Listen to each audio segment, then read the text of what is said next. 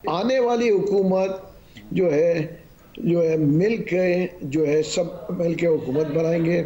उसकी वजह ये है कि मुल्क जिस बहरान में गुजर रहा है इकनॉमी के, उसमें हम सब जो है को हिस्सा डालना है और इस मुल्क को इस चीज़ से निकालना है। ये बड़े कदावर सियासतदान कह रहे हैं। उसकी दूसरी वजह ये भी है कि देखिए कोई भी पार्टी में कहूँगा क्लीन मेजॉरिटी किसी सूबे से नहीं ले रही ना।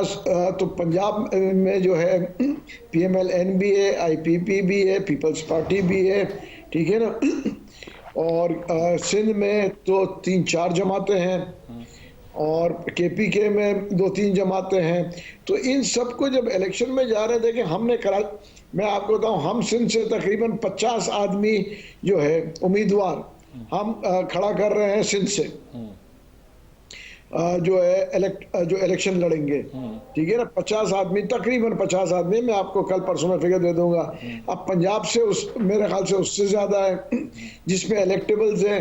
तो इसकी वजह ये कि अब देखना ये है कि आवाम किसको वोट देती है और उसकी बात जो है फिर जो है कोलैबोरेशन कैसे बनता है, किसके साथ जो है बैठा जाएगा, चाहे वो जो भी हुकूमत बनाएगी उसके साथ बैठेंगे या अपोजिशन में बैठेंगे। मगर वक्त इस वक्त तो कबल अज़ वक्त है